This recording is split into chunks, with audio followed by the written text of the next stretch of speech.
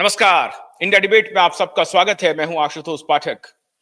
मित्रों, क्यूवाइब नेटवर्क के एक के बाद एक खुलासे के बाद और जैसे जैसे सच सामने आ रहा है, ठाकरे गैंग में हड़कंप मच गया है। ऐसा कोहराम मचा है कि अब उनके, और मैं आप इसे असंवैधानिक थोड़ा कह सकते हैं, लेकिन आज मैं वो हिमाकत कर रहा हूं कि उनके गुर्गे अब गवाहों को धमकाने का काम शुरू कर दिया है। ये कहने लगे हैं कि आप क्यूबाइब नेटवर्क के ऊपर जाकर के क्यों कुछ बोल रहे हो। रात में, कल रात 12:30 से लेकर के 1:30 तक लगातार मेरी फोन की घंटी बजती रही और सुबह जब मैं उठा तो मुझे पता चला कि एडवोकेट नीलेश ओझा की भी फोन की घंटी बजती रही और वो फोन किसी और का नहीं, गणेश हिवारकर जी का था। वो लगातार फोन कर रहे थे, बहुत डरे हुए थे, सहमे हुए थे। उनको एक व्यक्ति ने धमकी दी है। आपको मालूम है कि हमने बृहस्पतिवार तक का वक्त दिया है और आज मैं आप सबके बीच खुलासा कर रहा हूं कि अगर मुमकिन हुआ तो कल 1 बजे जो सबसे बड़ा खुलासा क्यूबाइब नेटवर्क करने वाला है, वो सारी तस्वीर हम आपके सामने रख देंगे। अब बृहस्पतिवार और बुधवार का नाम आते ही ठाकरे गैंग में कोहराम मच गया, हड़कंप मच गया, कांपने लगा है ठाकरे गैंग। उनको लगने लगा है कि अब उनकी कोई शक्ति काम नहीं आ रही है। अदालत भी अब उन्हें बचा नहीं पाएगी। बड़े से बड़े राजनीतिक रसूख रखने वाले लोग नहीं बचा पाएंगे। एजेंसियां और ईमानदार पुलिस वाले पहले ही हमारे साथ आ चुके हैं। कल हमने यह भी बताया था आपको कि कैसे ईमानदार पुलिस वाले के परिवार वाले हमारे साथ खड़े हैं। ईमानदार पुलिस ऑफिसर की पत्नियां हमारे साथ आकर खड़ी हो गई हैं और उन्होंने कहा कि क्यूबाइब नेटवर्क के साथ, आशुतोष जी आपके साथ हम सभी खड़े हैं, क्योंकि वो सिर्फ एक बेटी का मामला नहीं है, एक दिशा का मामला नहीं है, एक सुशांत का मामला नहीं है, वरन की इस देश की लाखों करोड़ों बेटी का मामला है, उसकी सुरक्षा का मामला है। आज हॉर्सेस माउथ में आपको सुनवाता हूं कि कौन धमकी दे रहा है ठाकरे की तरफ से और किसको धमकी दे रहा है। और अगर यह बात सच साबित हुई, अगर यह धमकी की बात सच साबित हुई, जो कि सच ही है, अगर यह सच साबित हुई और दिशा और सुशांत केस में इस व्यक्ति की जिसने धमकी दी है, अगर यह बात सच साबित हुई कि इनकी भी संलिप्तता है, तो मैं आज डंके की चोट पर कह रहा हूं कि उन्हें भी मान से निकाल करके हवालात भिजवाऊंगा। तो स्वागत करते हैं गणेश हिवारकर का। बहुत बहुत स्वागत है गणेश जी आपका। जी। और वो व्यक्ति है, कौन है वो व्यक्ति, किसने इन्हें धमकी दी, इन्हीं की जुबानी सुनिए। कब इन्होंने धमकी दी, फिर इन्होंने कब उनको रिवर्ट किया और क्यों इन्होंने रात 12:30 के बाद 1:30 तक लगातार हमसे बात करने की कोशिश की। अनफॉर्चुनेटली हमारी इनसे बात नहीं हो पाई। इन्होंने एडवोकेट नीलेश ओझा जी को भी फोन किया, ये घबराए हुए थे। आज आपके सामने मौजूद हैं गणेश जी। एक तो बहुत बहुत शुक्रिया, आपने हिम्मत की है, आप निडर हैं और मैं आपको क्यूबाइब नेटवर्क की तरफ से, supreme court, high court litigant association की तरफ से, एडवोकेट नीलेश ओझा की तरफ से, एडवोकेट राशिद खान पठान की तरफ से और मुंबई के और दिल्ली के 50 वकीलों की तरफ से आपको गारंटी कर रहा हूं कि अगर आपको एक नक के बराबर भी नुकसान हुआ तो जिस व्यक्ति ने आपको धमकी दी है उसे मान से निकाल करके कानूनी तरीके से, क्योंकि हम तो उनके जैसा आप गुंडा नहीं, आप आप हाँ, आपका जो स्क्रीनशॉट 24 के घंटे बाद के अंदर, जो 24 घंटे के अंदर कंगना रनौत के घर पे बुलडोजर भेज दिया था, उस तरह हुँ, के गुंडे तो हम नहीं हैं। लेकिन कानून के घेरे में ला करके उन्हें हवालात की हवा खिला सकते हैं। तो ये बताइए कि कौन है वो व्यक्ति और कब आपको उन्होंने धमकी दी, बताइए। आपको मैंने स्क्रीनशॉट भी भेजा था। संजय राउत ने मेरे को फ़ोन किया। हम्म। ये बोल के फ़ोन किया कि हमने किशोरी पेडनेकर को भेजा था दिशा के पिता के पास, उनको हम्म। समझाया था। आप उनका हम्म। माइंडसेट चेंज करके क्यों क्यूआई पे लेके गए? हम्म। तो पहले तो उसने बहुत गंदी गंदी गालियां दी। प्रभात, ये मैंने आपको स्क्रीन शॉट भेजा है संजय राउत के कॉल का, डिटेल का, और इसको शेयर कीजिए आप। हाँ बोलिए। तो उन्होंने पहले तो बहुत गंदी गंदी गालियां दी। एक हम्म। बार उसने मेरे को पहले भी फोन किया था, इसलिए उसका नंबर मेरे पास सेव था। मेरे हम्म। हिसाब से 6 महीने पहले की बात है। बहुत पहले हम्म। फोन किया था जब हम्म। नितेश राणे ने कुछ रिकॉर्डिंग दी थी पुलिस को, तो मैंने वहां पे गया था पुलिस के पास, एसआईटी टीम के पास, तो मैंने उनको एक्सप्लेन किया था सारी चीजें। लेकिन उसके बाद अब मेरे को फोन आया इसका कि तुम दिशा के पिता को क्यों समझा रहे हो और क्यों लेके जा रहे हो। मैंने कहा उनको कि भाई ऐसा है कि मैं तो सच्चाई का साथ दे रहा हूं और मैं तो करूंगा जो करना है। तो उन्होंने कहा कि दिशा के पिता को मत समझा, हमने जो समझा दिया वो समझा दिया। मैंने कहा तुम्हारे समझाने से कुछ नहीं होगा, जो सच्चाई है उनके पिता को भी पता है। अब मैंने जो बता दिया, अब वहां पे जाएंगे वो, और उसके बाद आपकी तरफ से उन्होंने केस भी फाइल किया, तो उसको ये लग रहा है कि मैंने उनको कन्वर्ट किया। तो मैंने कहा देखो जो भी है, जो भी है, मैं तो लेके आया उनको, मैंने उनको सच्चाई बताई, और मैं जो सुशांत के लिए करना चाहता हूँ वो तो मैं करूंगा ही। ना तुम मुझे रोक सकते हो, ना कोई दुनिया की ताकत रोक सकती। तो संजय राउत ने आपको ये बात भी कबूल किया, आपको धमकी देने के दौरान, कि उन्होंने किशोरी पेडनेकर को भेजा यस था यस यस यस यस दिशा यस के मैं पिता के पास। नहीं, मैं आपको खुलेआम बोल रहा हूँ। किशोरी पेडनेकर को उन्होंने भेजा था धमकी देने के लिए। किशोरी पेडनेकर ने बाकायदा, आप देखिए, अब वो दिशा के पिता है, वो डायरेक्टली नहीं बोल सकते ऐसा, लेकिन मैं आपको क्लियर कट बता रहा हूँ। दिशा के पिता ने मुझे पर्सनली बोला, मेरे घर पे थे वो पूरा दिन भर, आपको पता है लाइट नहीं थी उस दिन, तो पूरे दिन भर मेरे घर पे थे। उन्होंने क्लियर कट बताया मेरे को कि किशोरी पेडनेकर आई, उनके साथ 2 बॉडीगार्ड आए, उन्होंने धमकी दिया, और फिर उन्होंने, बेचारे वो तो क्या करेंगे, वो गरीब पिता है, वो डर गए। तो ये इसका मतलब है इन्होंने तो कबूल कर लिया कि किशोरी पेडनेकर को ठाकरे गैंग ने समझा करके बुझा करके भेजा था कि दिशा के पिता सतीश साल्यान को कन्विंस किया जाए, और इसीलिए उनको गुमराह करके कि आपके बेटी के बारे में रेप की बात कह रहे हैं तो उनके पेरेंट्स थोड़े से नाराज होंगे, और तब जो कुछ भी हम बताएंगे, और इसीलिए इन्होंने सादे कागज पे नीलेश राणे के खिलाफ इन्होंने उनसे एप्लीकेशन साइन करवा लिया। अब वो सारी बातें हम लोगों के एफिडेविट में आ चुकी हैं, अब चिंता करने की कोई बात नहीं है। लेकिन एक बात तो तय है गणेश जी, जब आपको संजय राउत ने फोन किया तो पहले जी, प्रेम से बात किया या गाली गलौज शुरू कर दिया? वो आदमी है ही नहीं सही। उसने आते ही माँ बहन की गाली चालू कर दी, क्योंकि उसका नंबर मेरे पास सेव था। पहले भी उसने यही हरकत कर चुका था, मैंने रिपब्लिक में भी बताया थी ये सारी चीजें। लेकिन उसने डायरेक्टली गाली चालू कर दी, और मैंने कहा गाली गलौज मत करो, आपकी भी माँ हम्म। बहन है, गाली गलौज मत करो। मैंने प्यार से समझाया, और फिर उसके बाद उसने बोला कि तुम दिशा के पिता को कन्वर्ट करके उनको समझा के क्यों लेके गए क्यूआई पे, और क्यों कोर्ट केस फाइल किया। मैंने बोला मैंने नहीं किया। पहली बात तो मैं बता देता हूँ कि पहली बात तो मैंने दिशा के पिता को ऑफ कोर्स मैंने मनाया क्यूआई पे आने के लिए, और फिर उसके बाद रही बात वहां आने की, तो कोर्ट केस तो फाइल होगा ही होगा। मैं तो सुशांत के साथ हूँ और रहूंगा हमेशा। तो उसके नहीं बाद उसने एक बाहर गाली गलौज किया, फिर मैंने आपको बताया, मैंने भी कॉल किया उसको फिर। नहीं, मैं ये जो मैं मैं आपने जो ये कॉल डिटेल के स्क्रीनशॉट मुझे भेजे हैं उसमें हाँ संजय राउत का इनकमिंग कॉल दिख रहा है। ये हाँ आया नहीं है इनका 11:45 पे पहला कॉल है आपको, 16 हाँ मार्च को, और हाँ दूसरा कॉल है 11:56 पे, 16 बराबर मार्च को।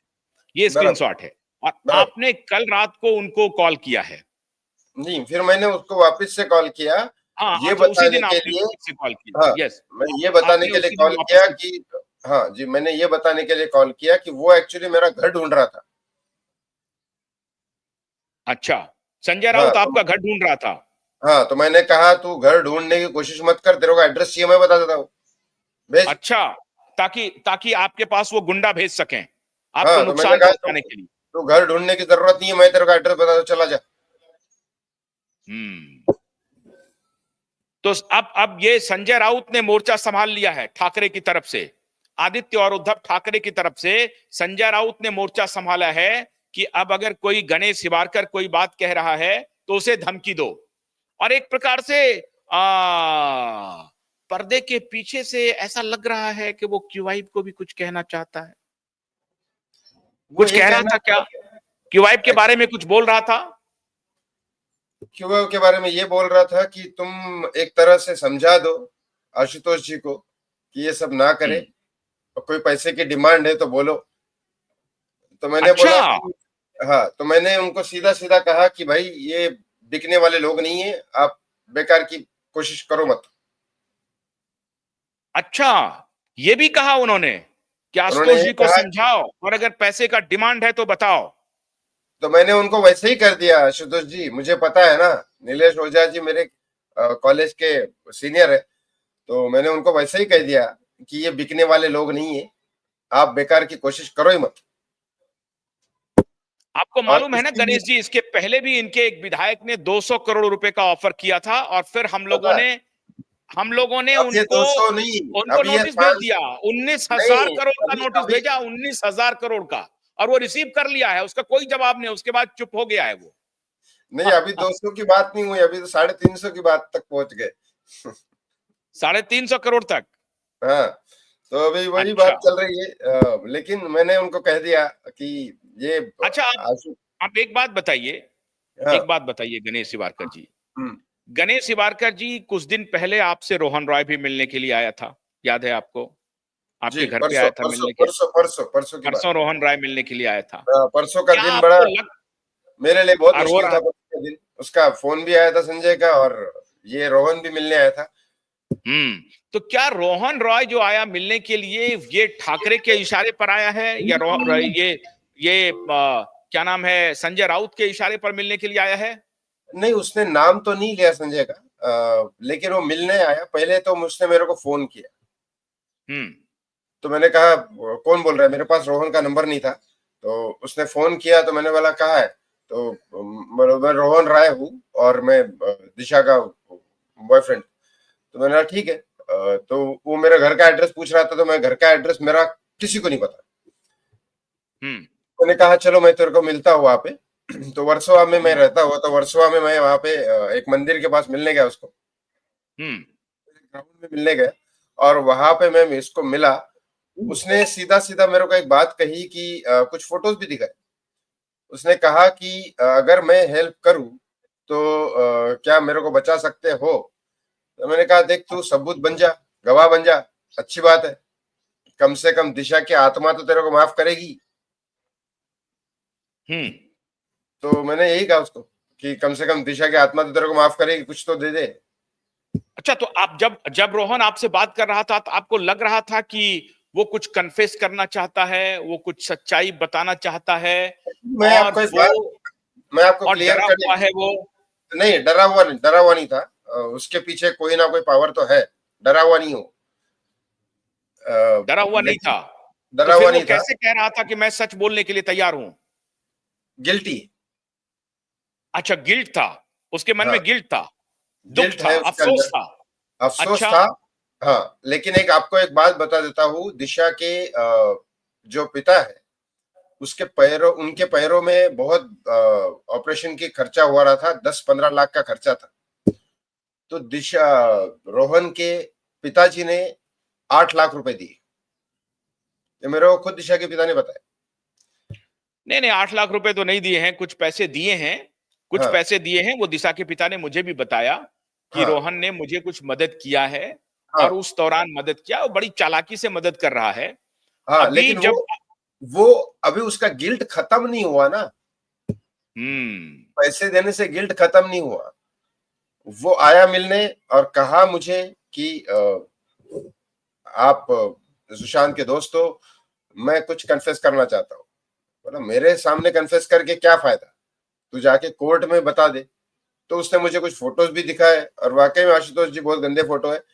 मैं क्या बोलूं, ऐसा कोई बॉयफ्रेंड हो भी सकता है कि इतने फोटो देखने के बाद भी चुप रहा इतने दिन, 5 साल हो गए।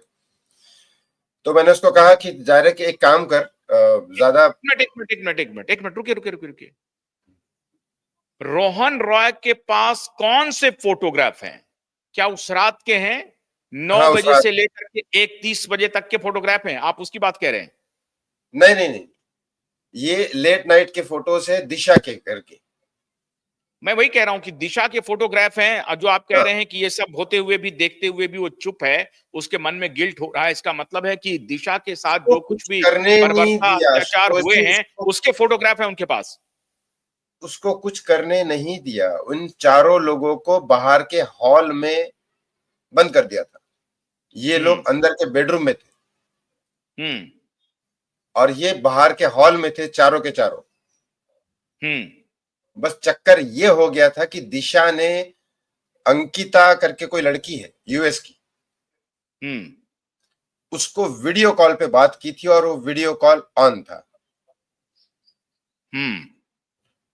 वो वीडियो कॉल रिकॉर्ड हुआ और ये बाद में रोहन को मिला और उसके कुछ फोटोग्राफ उसने मेरे को दिखाए। हम्म। तो अब रोहन, अच्छा, रोहन के साथ क्या हिमांशु सिकरे भी आया था आपके यहाँ? नहीं नहीं, रोहन अकेला है। रोहन अकेला आया था, हम्म। लेकिन आप तो हमसे बातचीत में कह रहे थे कि हिमांशु भी आया था। वो दूर खड़ा था, वो 2 लड़के और थे, वो दूर खड़े थे, मेरे को मिले नहीं। हम्म। हम्म। वो लेकिन कौन आप थे आपने मैं, अभी अभी जो आप रिवील कर रहे हैं, ये मुझे लगता है ये बहुत ही एक्सक्लूसिव रिवेलेशन है आपके तरफ से, क्योंकि हम्म, आप ये कह रहे हैं कि रोहन राय कबूल करना चाह रहा है अपनी गलती की, वो अपनी फियांसी को नहीं बचा पाया उस रात। नहीं बचाने की ताकत ही नहीं थी उसकी। उन लोगों को बाहर बंद कर दिया था, उसकी ताकत नहीं थी बचाने की। तो ये जो गुंडे हैं जिसके खिलाफ हम लोग लड़ाई लड़ रहे हैं, और हम हम्म। लोग खुलेआम बोल रहे हैं इनको गुंडा, तो हम्म। ये जो गुंडे थे, अब इन गुंडों के खिलाफ क्या रोहन राय हमारे नेटवर्क पे आके कुछ बोलना चाहते हैं, कन्फेस करना चाहते हैं? अगर कन्फेस करना चाहते हैं तो आप बात कीजिए रोहन से, आप रोहन मैं से बात, बात कीजिए अगर रोहन आपके संपर्क में है तो। रोहन मेरे को मिला, उसके बाद वो मेरे को घर लेके गया। इनफैक्ट घर लेने के बाद, मैं कल की बात कर रहा हूँ, घर लेने के बाद उसने मेरे को पानी वानी पिलाया और उसने कुछ खिचड़ी बनाया था, वो मुझे खिलाया जबरदस्ती और बोला कि नहीं आप मुझे मैं क्या करूं, ये उसने बताया। ये वो खुद अपने मुंह से बोल रहा था कि मैं क्या करूं। तो मैंने उसको यही कहा कि भाई एक काम कर, कोर्ट में जा। नीलेश ओझा जी का नंबर मैंने उसको दिया, मैंने उसको नंबर दिया नीलेश ओझा जी का कि इनको फोन कर और इनके थ्रू तो कोर्ट में जा और सारी चीजें बोल दे बस। तेरे को कम से कम दिशा तो माफ करेगी। सुशांत के साथ तो नहीं, उसका कोई रिश्ता नहीं था, लेकिन कम ये से कम बहुत दिशा। बड़ी बात बोल रहे हैं गणेश जी आप, ये बहुत बड़ी बात बोल रहे हैं। आज पहली बार ऐसा हो रहा है कि रोहन रॉय के बारे में ये कहा जा रहा है कि रोहन रॉय कन्फेस करना चाहता है, सच्चाई उगलना चाहता है।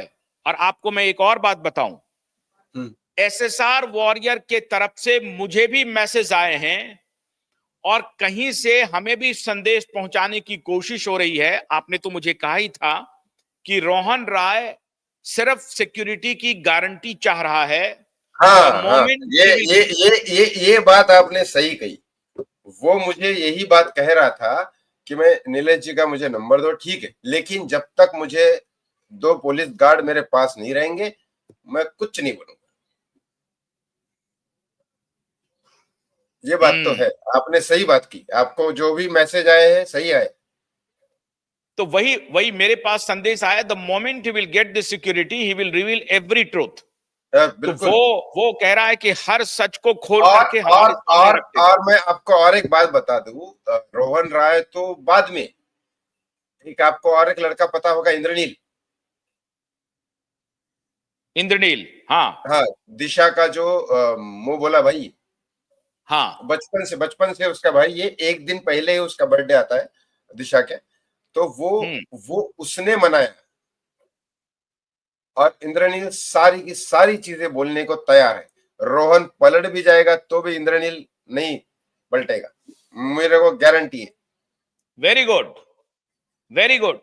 तो जल्द ही हम एसएसआर वॉरियर को बताएं और गुरगांव और गुंडों को बताएं, मुंबई के अभी तक के बस बस गुंडे। एक आपकी तरफ से सिक्योरिटी चाहिए। देखो वो मैं वर्सोवा में रहता हूँ, अंधेरी वेस्ट में। आप चिंता मत कीजिए, आप चिंता मत कीजिए। नहीं आप नहीं, मेरी मेरे बात हाथों, मेरी बात नहीं कर रहा हूँ, मेरे पास थोड़ी ना आप सबूत है, लेकिन बताइए। रोहन जो जहाँ रहता है मेरे घर के बाजू में ही है, 1 किलोमीटर दूर ही रहता है, और उसी के हम्म, साथ इंद्रनील भी रहता है। इंद्रनील भी तो रहता है। हाँ, तो ये दोनों की आप सिक्योरिटी कर दो, वो आ जाएंगे कोर्ट। ठीक है, ठीक है, मैं आज ही बात कर रहा हूं। और भी तो जो मैंने मेरे नंबर दे ऑपरेटर दिया, के, नीलेश जी का नंबर दे दिया उनको। नहीं नहीं, नीलेश जी से भी बात कर रहा हूं, और भी जिनसे मैं बात कर सकता हूं, आप चिंता न करिए। मेरे पास इंटेलिजेंस के भी ऑफिसर हैं, मेरे पास पुलिस के भी बड़े ऑफिसर हैं, मेरे पास रॉ के भी ऑफिसर हैं, आप चिंता न करिए। नहीं नहीं, मैंने आर्मी मैंने के मैंने भी ऑफिसर। वैसे वैसे तो वैसे मैंने मेरे मैं कुछ आप मेरी तरफ से, और अगर रोहन इस शो को देख रहे हैं, देखते ही हैं, तो मैं रोहन को ये कंफर्म कर रहा हूं कि रोहन, अगर तुम्हारी कोई गलती नहीं है, तुम्हारी जिस गलती की वजह से तुम्हें सजा हो सकती है, और भयंकर सजा हो सकती है, आजीवन कारावास की सजा हो सकती है, गुना और वही सजा हो सकती है जो दूसरों को इस केस में मिलने वाली है, अत्याचारी को। गुना गुना तो छुपाना भी।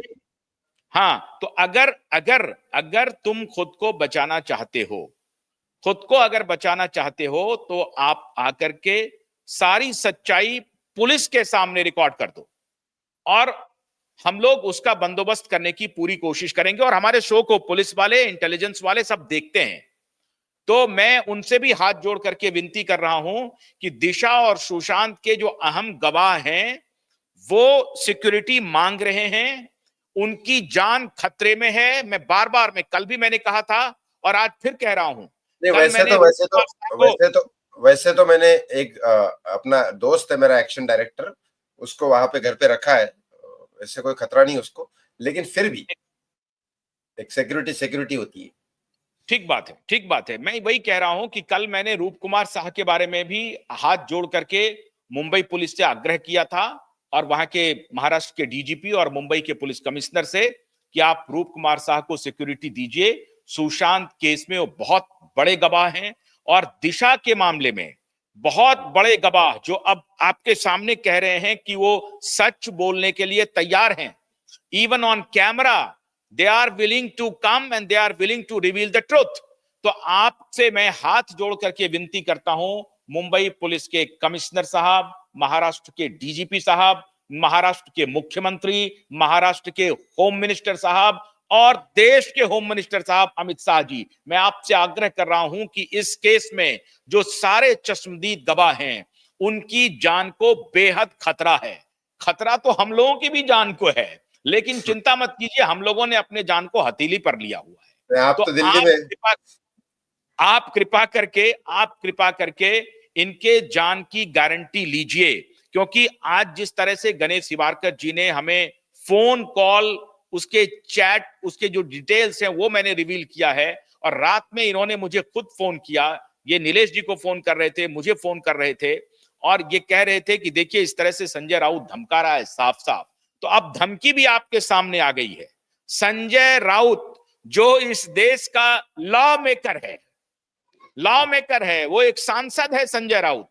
संजय राउत एक सांसद हो करके एक व्यक्ति को रात के 11:45 और 11:56 पर फोन करके धमकी दे रहा है एक कि फोन तुम उसने तो, किया 11:45 को, उसमें थोड़ी बात हुई, मैंने फिर फोन कट कर दिया, फिर आपको फोन किया। देखिए आप, उसके बाद आपको फोन किया मैंने, फिर उसके हाँ, बाद वापस से उसका फोन आया। अच्छा, देखिए आप वहां पे चार्ट पे देखिए, पहले उसका फोन आया 11:45 को, फिर मैंने हाँ, वापस से 11:52 को आपको फोन किया। हाँ, यस, आपने मुझे फोन किया है, बिल्कुल फोन हाँ, किया है। फिर ग्यारह उसके बाद बावन पे ग्यारह आपने मुझे छप्पन फोन को किया है, और ग्यारह फिर छप्पन 11:56 को उसका फोन आया, 10 मिनट बात हुई मेरी। आपने फिर मुझे फोन किया है। हाँ, फिर आपको फिर फोन किया मैंने, क्योंकि क्या है, वो फिर इतनी मेरा गंदी फोन गया गाली है दे रहा आपको, था। फिर मेरा फोन मेरा गया है आपको।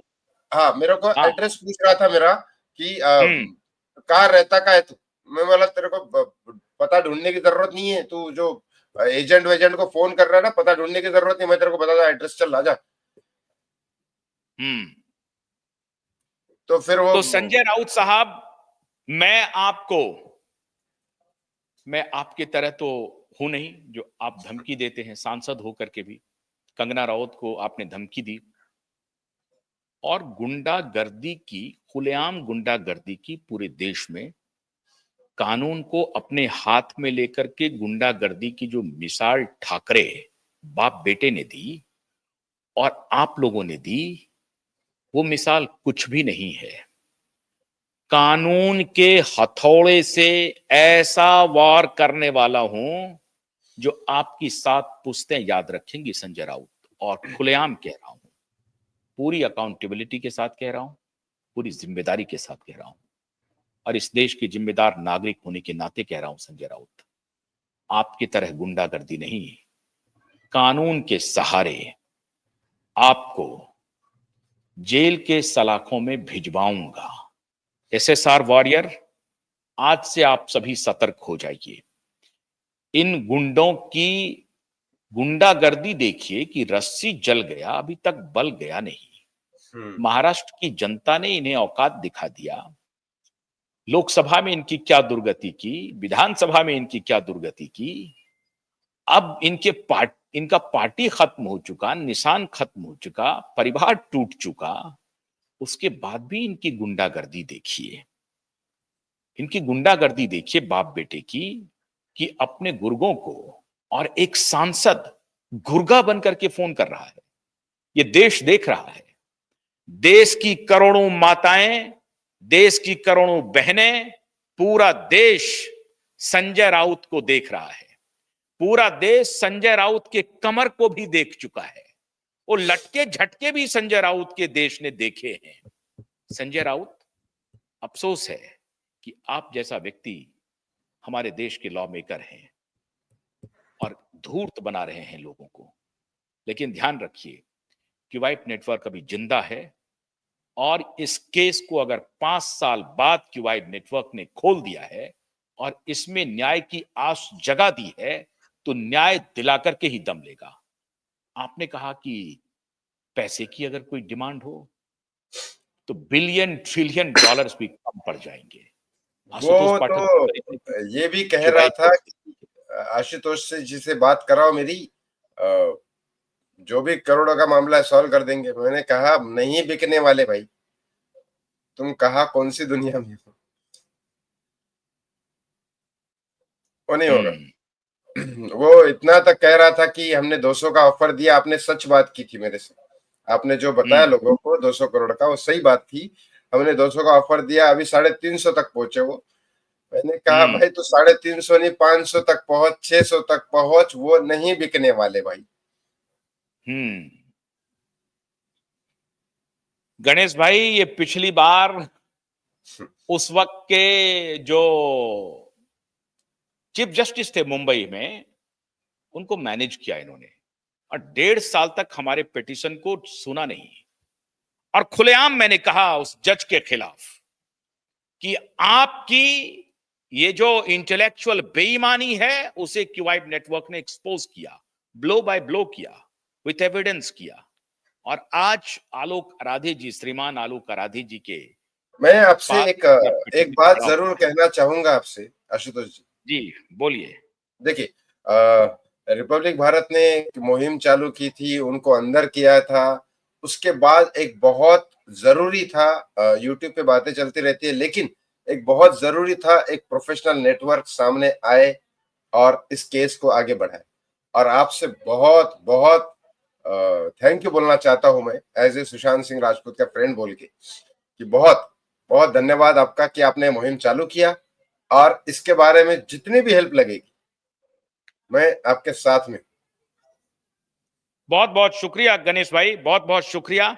एसएसआर वॉरियर के लिए एक सूचना, कल दोपहर 1 बजे, मैंने बृहस्पतिवार की बात की थी, लेकिन क्यूवाइट नेटवर्क अपने वादे पर खड़ा रहता है, तो कल दोपहर 1 बजे मुमकिन है, अगर कोई ऐसी बातें हो गई जिस वजह से हम वो चीज आपको दिखा नहीं पाए, अन्यथा कल दोपहर 1 बजे का इंतजार कीजिए, जब वो तस्वीर आपके सामने आएगी और ये जो बेईमानों के बीच में जो हड़कंप मचा हुआ है ना, वो हड़कंप और कोहराम तूफान में मच जाएगा और तब देश की कोई अदालत इन्हें नहीं बचा पाएगी, देश का कोई रसूखदार नेता इन्हें नहीं बचा पाएगा। बस उसका इंतजार कीजिए। जल्द ही दोपहर कल 1 बजे बुधवार को। बहुत-बहुत शुक्रिया गणेश भाई, नमस्कार।